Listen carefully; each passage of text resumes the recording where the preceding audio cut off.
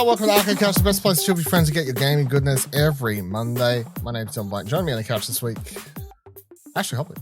He's excited to be here in a week where there's more games that people are angry about. Are they? Yeah. People getting pretty upset about one of the games you're going to talk about this episode. We're going to talk about like two main games. I feel like people don't like either, but that's like, one I've watched a video of, and then I don't know who like I said, and then one I've played. So, yeah. So work out what they are. Later in the show, Ash will be talking about Like a Dragon Ishin. It's not that. Ishin? I'm not sure how to say it. Yeah. We'll be going over Suicide Squad Kill Justice League gameplay thing that's dropped during the PlayStation thing. And then I quickly want to touch on also the news that Blumhouse has launched a video game arm, I guess, or side. But firstly, the thing I've reviewed this week is Atomic Heart. Is that it? Yep. So Atomic Heart is this video game. Certainly is. Got him. Published by Focus Home Interactive, developed by Mundfish, a Russian studio, which I feel like is important to state to a degree. It is. I've gave it a 4.5 in my review on the website. Wow. I said Atomic Heart is a great looking game with well designed, interesting locations here to explore with an alternate history prime for great storytelling. But Atomic Heart ain't it. And no matter how good it looks, it doesn't make up for the bland characters, the annoying world design, and a useless map I didn't mention, the immature and ridiculous script, the odd sexism, and the sense that you're playing something you'll likely regret. So this is a case of a game with older trailers that the game looks too good to be true. And I think that's very much what it is. It's a very pretty game. It has an interesting setup. It's alternate history, Soviet Union, sort of, they're sitting on top of the world. They've got this tech that they're sending out to other parts, including America and where they're showing their tech of robots. And I can't remember if it's mentioned in this, but I assume Russia got to the moon first. Actually, no, they do mention that Russia got to the moon first because of course. So it's all that stuff. It's like the USSR is the winners in this alternate history, you know.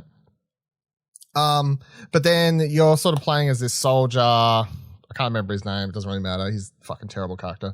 And at the start of the game, you do a whole like very long, very, very long, prolonged, drawn out, not cutscene, like interactive, basically cutscene where you're just walking around and having things happen around you.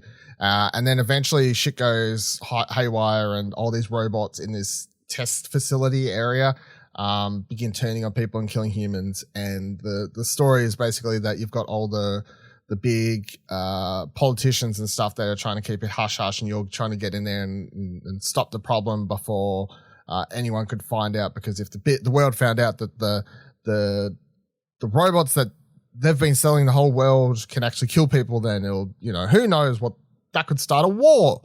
That's sort of, I guess, how it goes.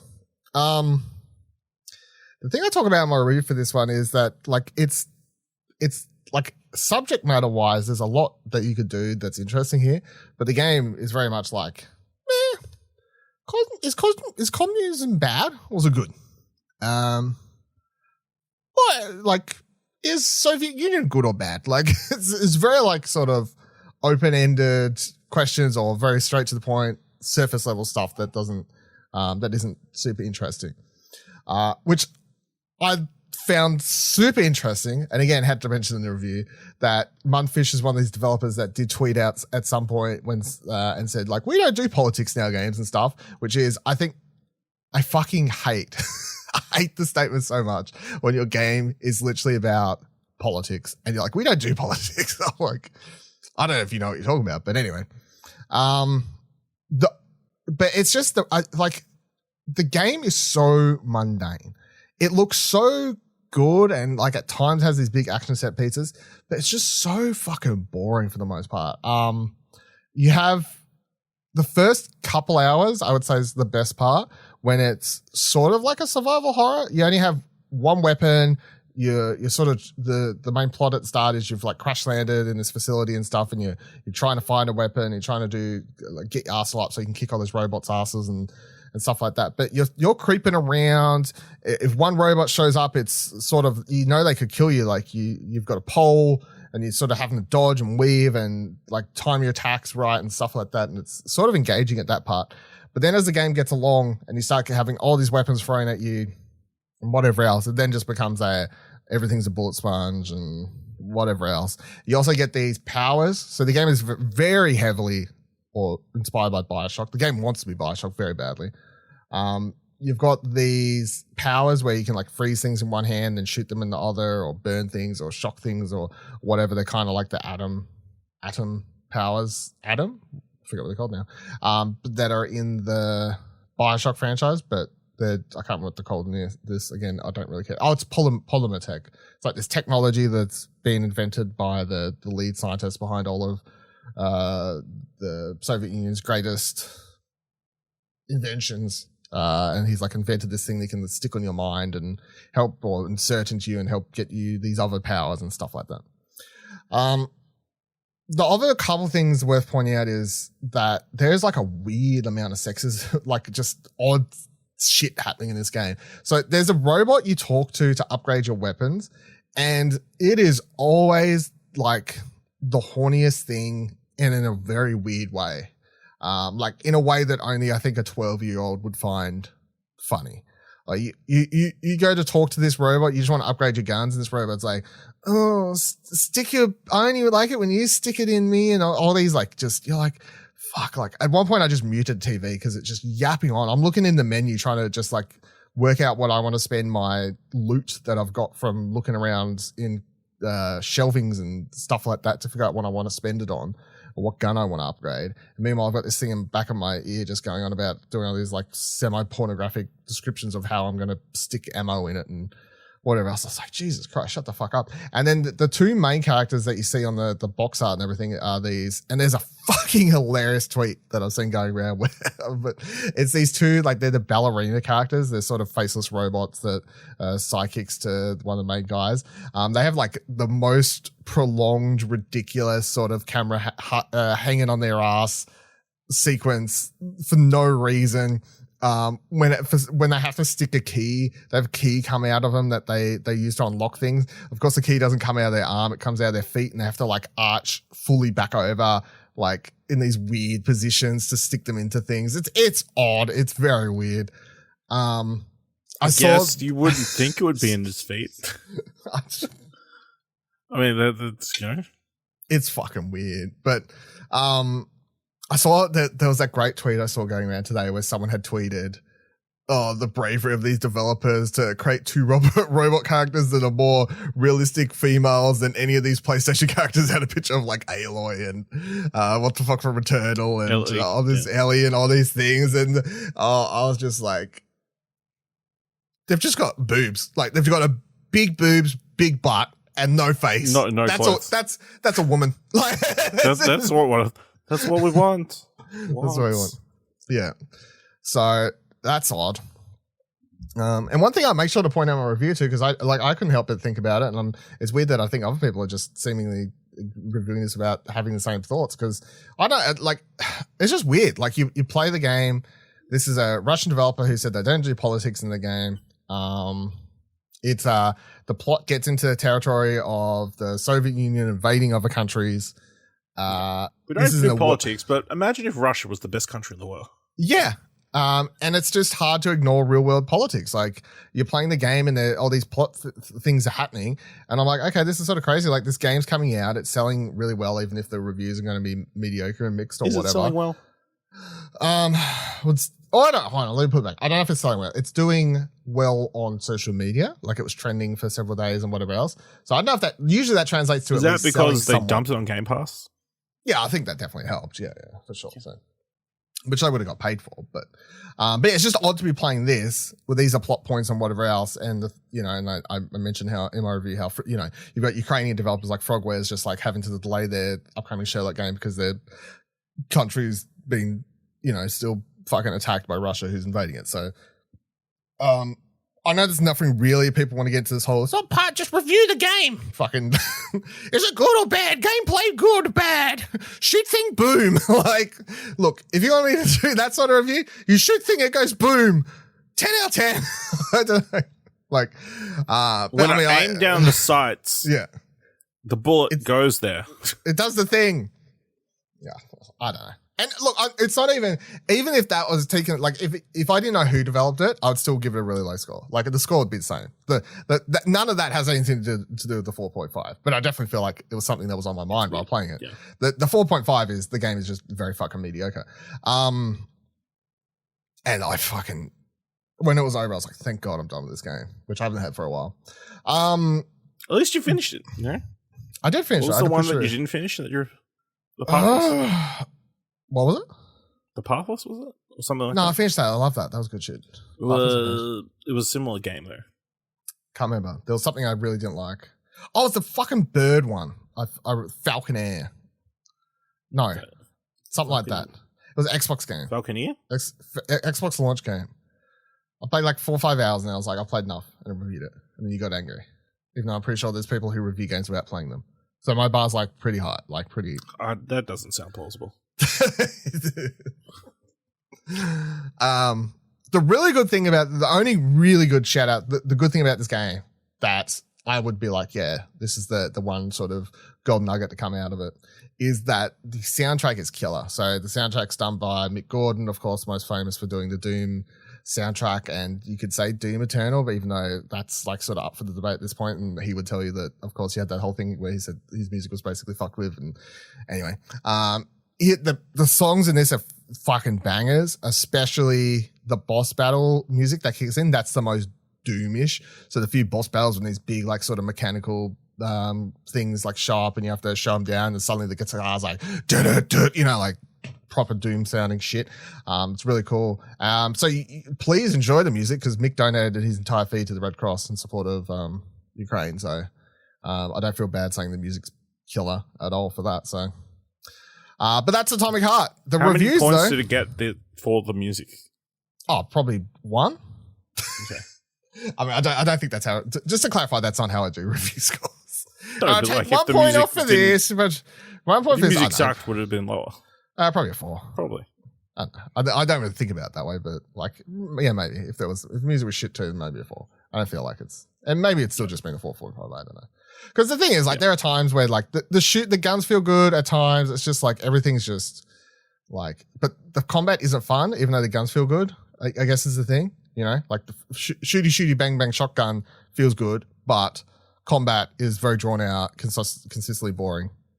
For some reason, they have a like semi-open worldness. So you finish a level and you have to walk across this map to get somewhere, and it sucks because you're constantly attacked by enemies, and it makes me not want to explore, and it just slows down the whole game, and it feels like it's just added to extend the amount of hours in the game. The map app is so terrible that PowerPix decided not to do a trophy guide for this game, which I've never seen PowerPix like post on Twitter or Facebook or wherever the hell I saw it, that, hey, I'm not doing an Atomic Heart review anymore because I hate this game. Like, I've never seen that. That's so weird.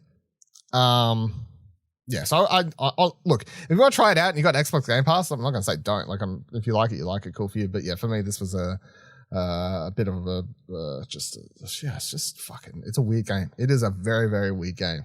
It's a mix of a whole bunch of things, and it doesn't do anything particularly well. So, but the game has been getting, I think I'm definitely on the low end, but it has been getting. You are the third lowest on. Okay, there you go. So what's the lowest then? So both Game Ranch and Twinfinite gave it 2 out of 5. So that'd be a 4 out of 10. Yeah. And what's the highest? Like 8s and 9s, right? Gaming Trends gave it a 95 out of 100. Jesus Christ. 2003 is already be strong with Game of the Year contenders, and Atomic Heart is already one of them. It lives up to all the hype and promises. An amazing debut game from Munfish. Nailing down a few things Atomic Heart is phenomenal at is nearly impossible, because it's extraordinary in all of them.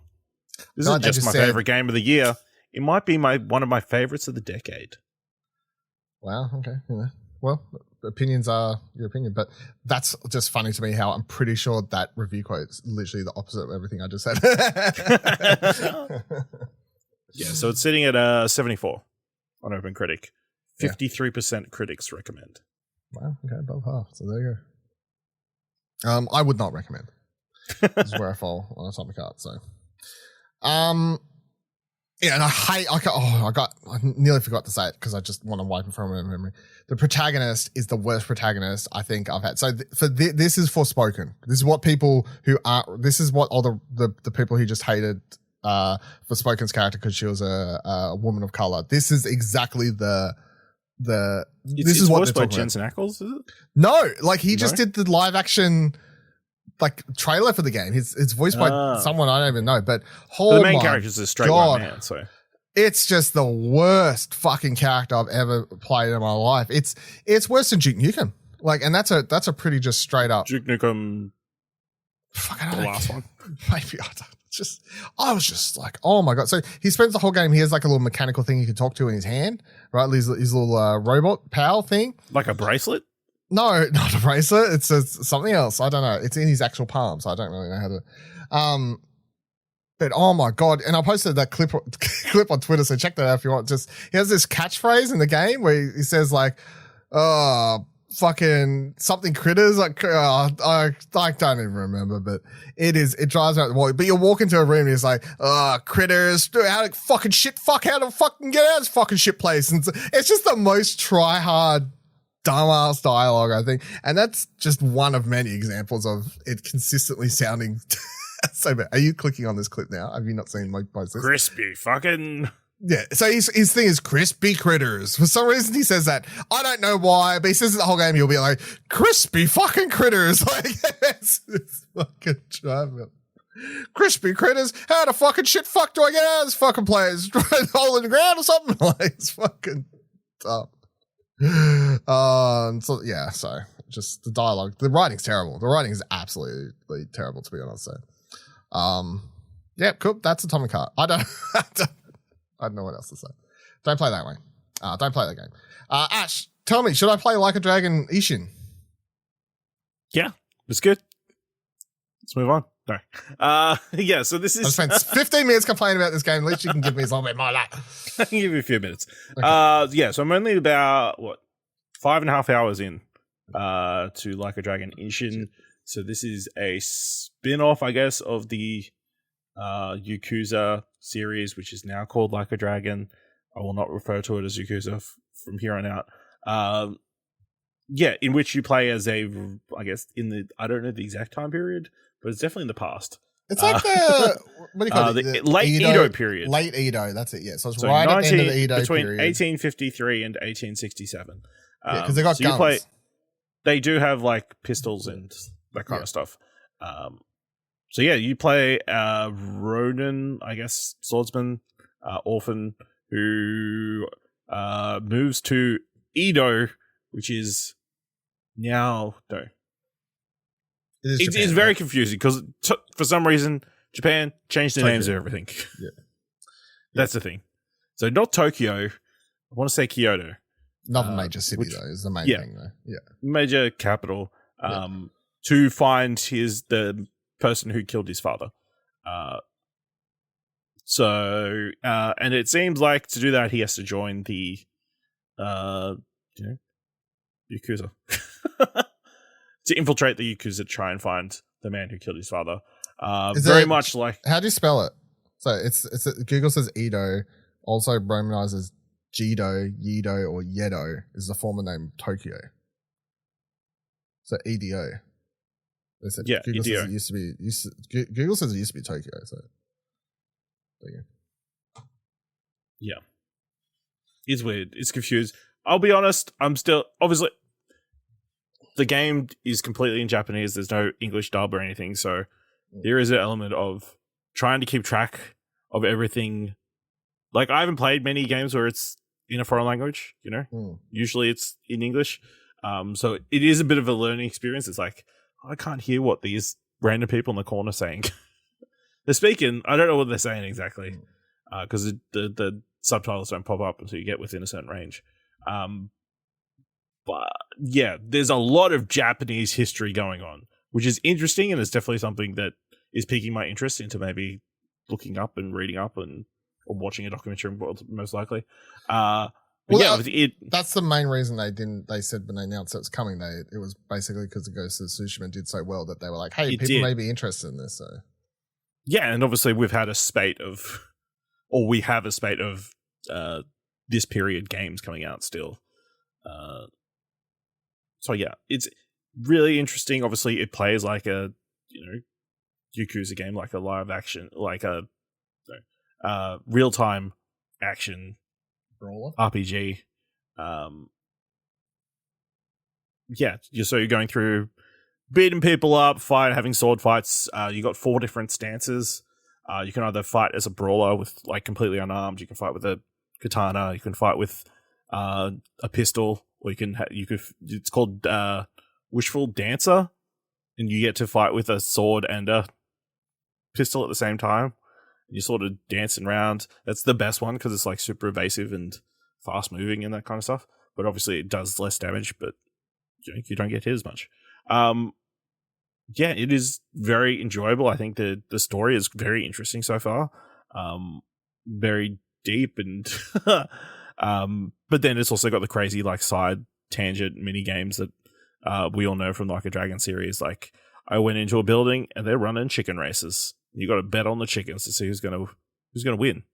And then of course there's like chopping wood. And there's singing mini games.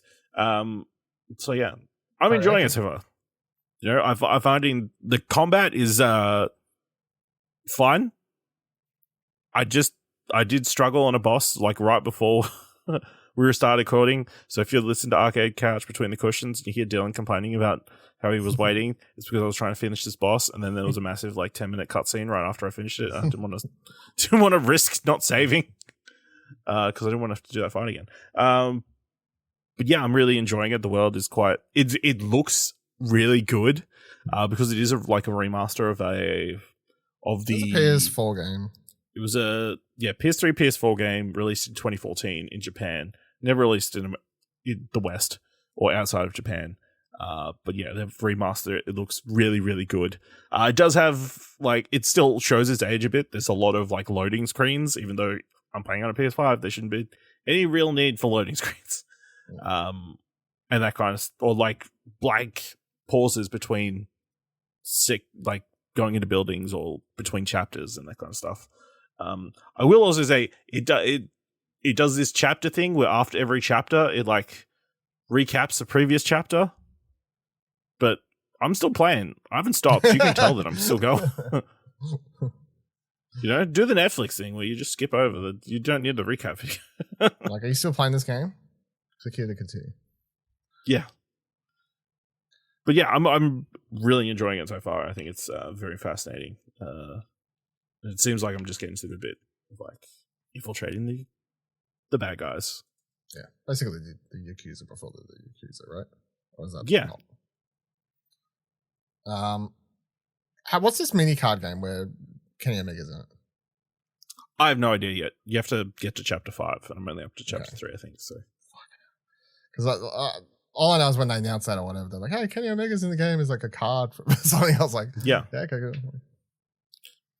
I don't know if it's set in there, but I did have to I went through all the things you could download off the PS for free, and the cards were amongst it. So I don't know if it's not automatically in the game. You have to download a thing. Did we get the normal code though? Because this review code was it like a one that you got? I mean, it's a normal code, but then there was a bunch of like costume packs, pretty much. Okay, yeah, because I wasn't sure like if that was part of it. Oh, cool. Yeah, it looks cool. I'm saying everyone's saying it's really good, like especially if you're, again, getting into this franchise is on my list of things to do this year. So, it is definitely making me go, man, I should check out Kiwami or Zero. Yeah, that's what I want to do. That's what see, that's the thing. It's like, which one do I start with? Is always the question. I'm in my mind. Also, do I go back and finish Like a Dragon? No, I mean maybe eventually. Ideally, what I'd like to do is the remakes. Skip the ones they haven't remade, which is like 3, 4, 5 or whatever. Well, no. Yeah. Skip the ones that the PS2 3, 4, ones 5, that haven't 6, been made. Yeah. But then 6 was a PS4 game, so I could play 6, I guess. Just play the ones that haven't been updated. But then the story, how are you going to... Yeah, no, I could just watch YouTube videos and stuff. I'd be like, I'll play Kiwami, play Kiwami 2, play 0, whatever. Skip all those other ones, watch videos, play 6, 7, and then I'm good for 8. Yep. In a world where I have all time to do that, yeah.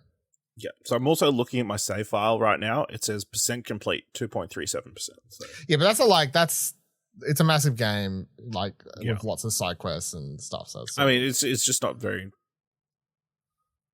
It doesn't look very good. That's good. You know, let's see. Just make me feel a little bit. How long to beat? Oh, I mean, it's like the 30 hours. I think I've read how long to beat.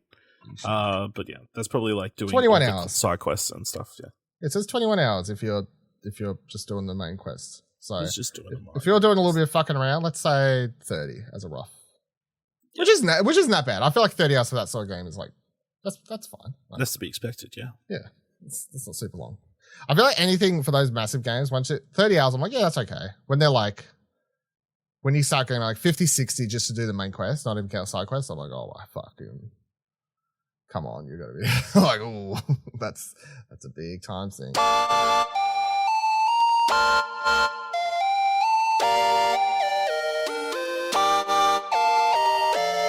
All right, let's get into the two new things I just want to discuss this week. So firstly, we're going to discuss everything else that was shown at the PlayStation State of Play on Platinum Explosion upcoming in 2 days when that drops on Wednesday or late Wednesday. Anyway, Platinum Explosion this week.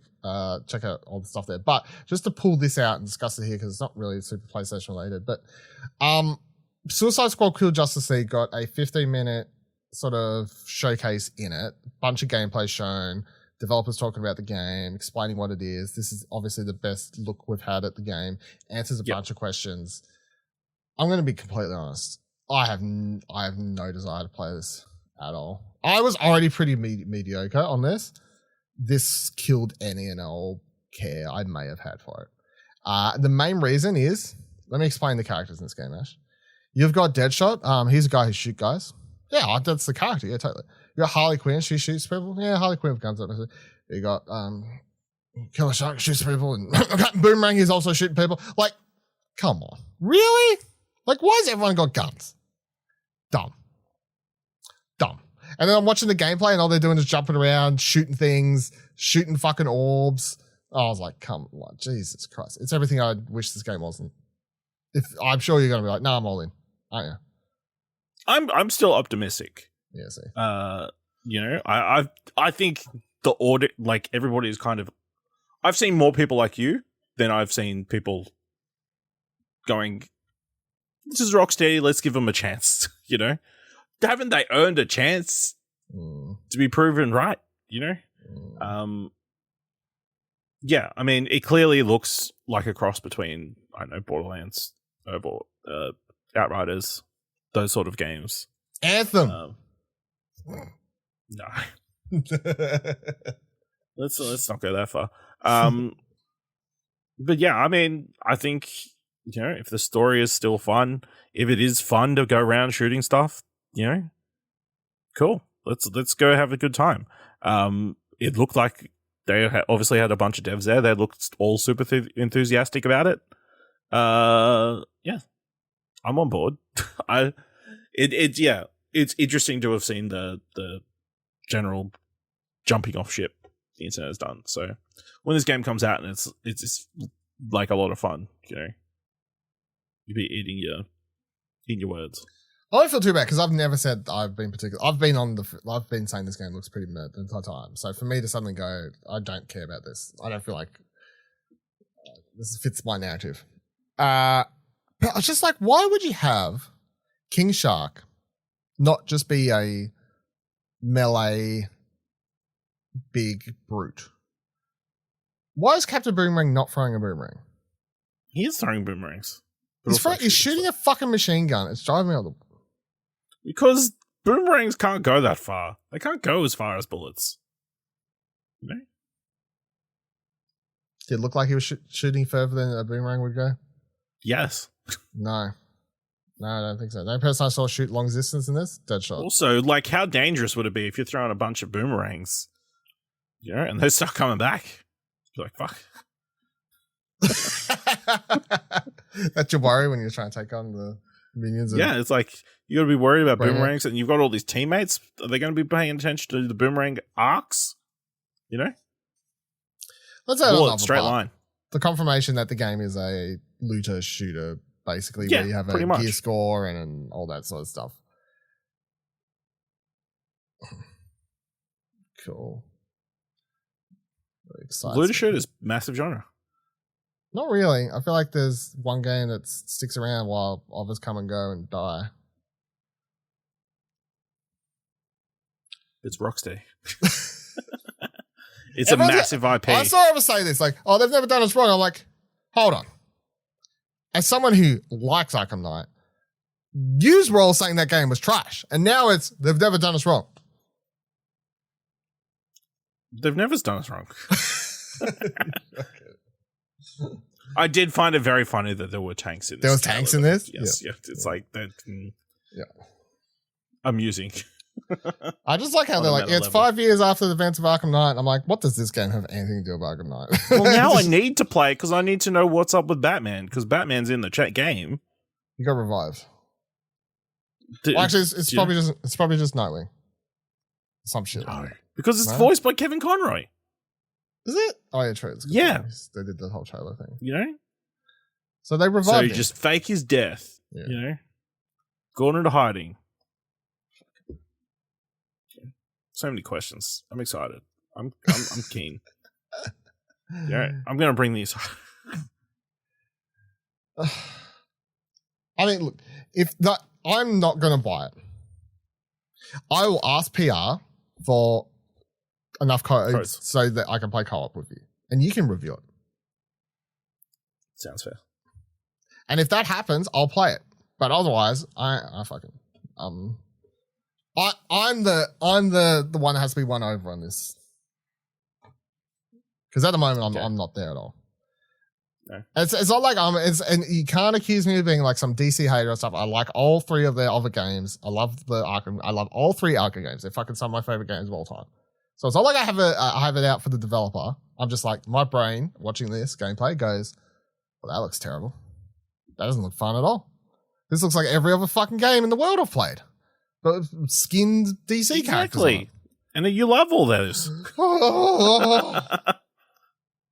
Don't you love games where you shoot things? I don't give a spoiler for my thoughts on the state of play, but they were like, here's 5 VR games that look exactly the same. Here's fucking a shooter game that's with DC characters where they're shooting things. Like they're like, here's a bunch of shit that's shooting things. And the only 2 times I got happy when they were showing me dinosaurs talking about high school and a girl bounce around on the beach exploring the world. I was like, they're the only 2 times I felt any sort of love in the world.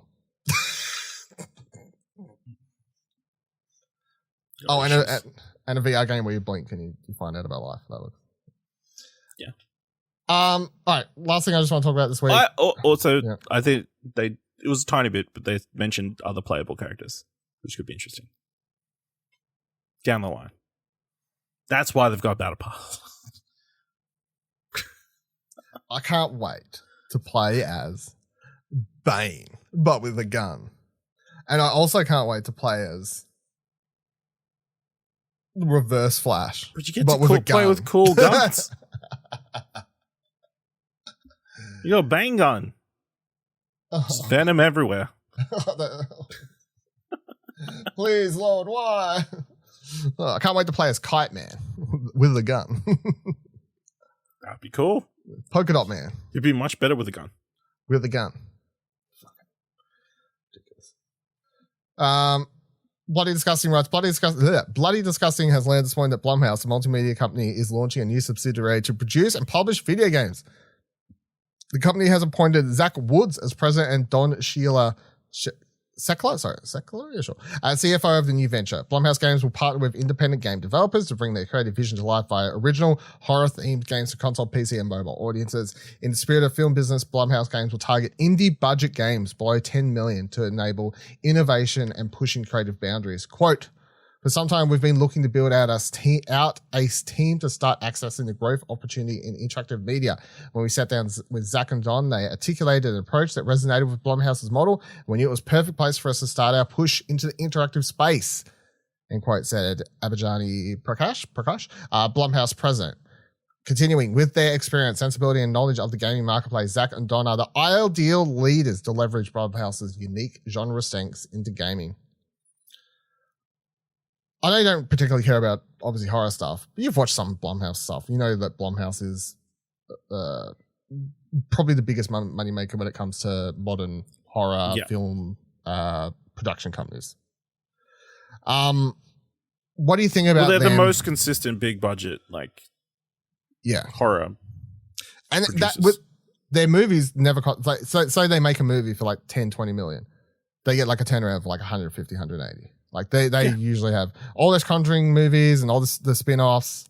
They're made usually pretty cheap in the scheme of like movies. I'm not talking like $5,000, but it's still like $10 million. But so what do you think about them?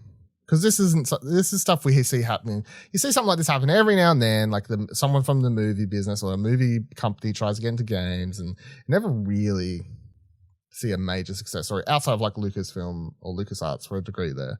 Annapurna. Annapurna is a good example, for the indie stuff. The only recent example, I guess. Disney's trying to get back into it and stuff like that. But Warner Brothers. I'm saying the only until this Suicide Squad game, the game that came out earlier this year. I wouldn't say they've had massive success. What they got? Like the Lego games and Batman. Mad Max was fantastic. What do you think of this Blumhouse Games news? Yeah, I guess it makes sense. If they've got an interest in video games, why would they not venture into that market? With their pedigree, I guess it's interesting because I don't necessarily think that everything in film translates directly into video games. I think you'd probably have a better understanding whether what works in video games, what works in film would work in video games. I mean, if they're just going to make a bunch of Quarry-esque or Until Dawn-esque games that are just a horror movie, but you make some choices, I mean, that'd be cool, I guess. By the sound of it, with they're targeting PC, mobile audiences, console, PC, and mobile, so everything. And they're trying to target indie budget games below $10 million. So they're not looking, it sounds like they're looking for people to pitch them, or they're looking to find people who are making like good games, be it a good 1 hour thing that's on Steam, and go, cool, that's great. I love this concept. Are they actually making games, or are they just publishing They're publishing games. They're publishing games. Yeah. So it's just really what they're doing is they're going to find people that fit their image. Yeah. So this is the reason I don't think I actually take this as good news, because it's a big studio that has the money to spend, who are saying they're going to target indie budget games, and hopefully everything goes in a dream world. This is actually really good news, because it means a bunch of indie developers are about to get $10 million to say, hey, make a game. I'm saying in ideal world, nothing goes wrong. A bunch of studios get money. They get paid. Yeah. Right? I'm not saying everyone has major success story. Yep, we're going to get a bunch of PT games. Yeah. I really hope, I'm sure you'll get, and when they announce their first game or couple games and they're very generic horror looking stuff, I'm not going to be surprised, and that's fine. They want to like set the tone. But hopefully after the fact they start getting a little bit weirder, Because how quickly do they start using the Blumhouse IPs? I would be shocked if they don't, because that's an easy way to make money. It's a pretty simple success, Especially, so you find an indie team that's made like a horror game or something. You sit down, you talk to them. They're like, "Hey, I want to make a Conjuring video game. Like we love that you made this point and click narrative adventure. We found that I really like the way you did it. Could you do something like this for the Conjuring? Something like that. I feel would be cool, but I feel like hopefully everything they're doing is their own IP. And they didn't mention, nothing in the article says that they're targeting their own IP as their main thing, but it would be silly if they didn't do a mix of their IP plus finding other things. Yeah. Because the biggest success story would be not for Blumhouse games to come out and make a bunch of successful games based on Blumhouse movies. It would actually be for Blumhouse to come out and do exactly what they did in the horror video game space that they did the horror movies, which is find a bunch of new IP, create a bunch of big franchises, big new horror franchises in the video game space, much the same as they did in the movie space. That would be the true thing. Whether or not they can do it, don't know, but that would be the thing. So I thought this was cool news nonetheless, because obviously I like Blumhouse movies. I like it's a big name stuff, so big name. Big money. About to cross over again with James Wan's Atomic Monster. Their merger is happening, so So there you go. You got Atomic James Wan pumping out ideas, you know. Let's do a video game about blah. Let's do a video game about blah. Yeah. Get them Universal Pictures rights in. Do the classic monsters, like a franchise around them. I think like splitting up. Do a mummy movie of mummy video game. No, do it. Or just do the mummy. Just do the mummy video. Megan video like game. Bring Brendan Fraser back. Just Dance Megan. Yes. It's you know. It is just a Just Dance game, and then when the song finishes, it just murders you. Yeah. You have to play it in VR. Or it's like, I was trying to figure out how to do a Megan game. Would it be like a Five Nights at Freddy's where you have to walk around like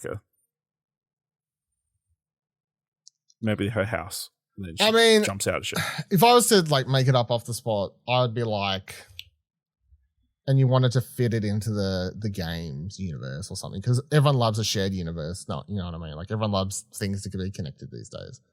You would just set it. You'd set it at the studio at the end of the movie, and in the time that you play Ronnie Chang. Yes, fucking yes. You play our boy Ronnie Chang. Yeah, you play our boy Ronnie Chang, and they just extend his sequence where he's running away. Yeah, so you actually run. Yeah. There was a period there where he disappeared for like a whole 6 hours in a certain direction. And when the camera cut and actually like he was getting into the elevator, that was actually like 6 hours in between then. Yeah. There was a whole game that happened. So many other people died. So many people died. He was just throwing other people into the bus or into the girl robot. Yeah. Give us the Get Out video game meditation. What are you doing that? Take a quiz to see if you're racist or not? No, it's just it's like a walking sim, just through the events of the game. Yeah. Or you have to experience it in VR. So you're one of the racists. It takes over everybody. Right, any person of color is like, nah, I'm good. I'm like, this is my real life. I don't. My whole life. Remember that there was that actual game, and it was the worst. Like, I don't know if it ever came out, but there was a person making a game that was like, it was a VR game where you got to experience police brutality, and they were like pitching it as, here's what it's like to be a black person, and everyone was black like, people were like, nah, yeah, and yeah, because it's very like that's you like I would look to hope that it came from a place of. Like maybe it came from a place of a good idea, but yeah, it was not a good idea. So, yeah. Okay. Purge video game could be interesting. Purge video game's easy. That's an action game. That's an action horror game. Easy as. I'm trying to look at. I reckon everyone has guns and gear score, and you go around and loot bodies, and you get better guns, and you get better gear score, and you can team up with your friends, and you can purge together. And it's an open world. It's called Purge Destiny 2.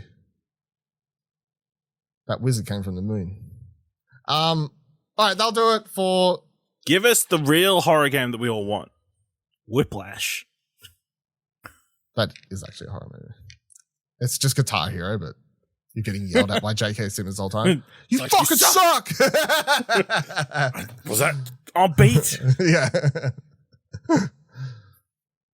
That'll do it for Arcade Couch this week. Let us know any comments, questions, concerns, how you feel about Blumhouse Whiplash video game. Discord or Twitter, explosionnetwork.com/Twitter takes you to our Twitters. explosionnetwork.com/Discord takes you to our Discord. If you like this episode or want to support explosionnetwork.com in a whole, head on over to our Ko-fi page located at explosionnetwork.com/support to buy us a coffee as little as $1. And same time, same couch next week. Goodbye.